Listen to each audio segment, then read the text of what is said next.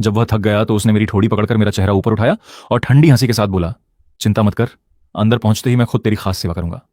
इसके बाद उसने मुझे उठाया और सीधे पहले नरक में फेंक दिया। 1000 सुइयों का नरक। चारों तरफ दर्द ही दर्द था, अनगिनत यातना के औजार और उन पर बंधी आत्माएं जिनके शरीर में हजारों सुइयां धंसी हुई थीं। वे इंसान कम और कांटों से भरे सही ज्यादा लग रहे थे। ये सब देखकर मेरी सांसें थम गईं, लेकिन मैंने फिर भी हिम्मत जुटाई और कहा, मैं लियू रुयान को जानता हूं। अगर तुमने ये सब जारी रखा तो वो तुम्हें माफ नहीं करेगी। अंदर से मैं जानता था कि उसे मेरी कोई परवाह नहीं। शायद इसी वजह से उसने मुझे अमर बनाया था, ताकि मैं हमेशा अकेला भटकता रहूं। लेकिन जैसे ही मैंने उसका नाम लिया, दोनों यमदूत एक पल के लिए रुक गए। फिर दाढ़ी वाला हंस पड़ा और मेरे चेहरे पर थपथपाते हुए बोला, बहुत बड़ी बड़ी बातें करता है, लगता है बहुत नाटक देखे हैं। क्या मिंग वांग की बेटी भी तेरे जैसे किसी की कल्पना में आ जाएगी? उसने एक लंबी सुई निकाली जो मेरी पूरी बांह जितनी लंबी थी और बोला, अब दर्द सहने के लिए तैयार हो जा, अभी 17 नरक और बाकी हैं, हम धीरे धीरे खेलेंगे। इतना कहकर उसने सुई मेरी जांघ में घुसा दी।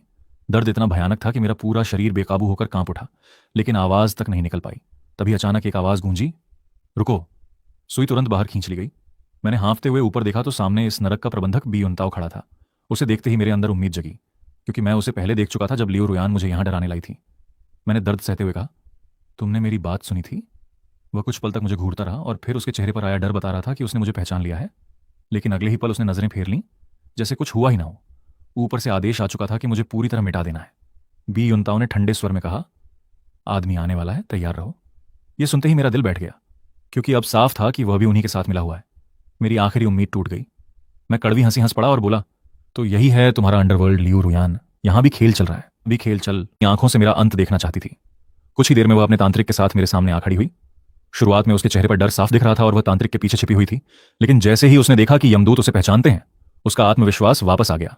आखिरकार वही उनका सबसे बड़ा ग्राहक थी। उसने यमदूत के हाथ से एक लंबी सुई ली और मुस्कुराते हुए मेरी तरफ बढ़ी। तुम्हारा शुक्रिया।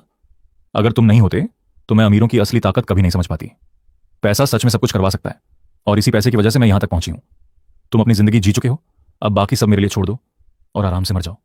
मैंने उसकी आंखों में देखा और धीमी आवाज में पूछा, क्या सच में तुम्हें लगता है कि यह सही है? लेकिन सवाल पूछते ही मुझे जवाब मिल गया, क्योंकि अगर उसके अंदर जरा भी इंसानियत होती तो वह मेरे साथ ऐसा कभी नहीं करती। मैंने कड़वाहट से कहा, क्या तुम्हें लगता है तुमने मेरे साथ अच्छा किया? मुझे हमेशा एक नौकर की तरह रखा, वो कपड़े पहनने को दिए जो तुम खुद नहीं पहनती थी, हर वक्त अपनी परछाई बनाकर रखा,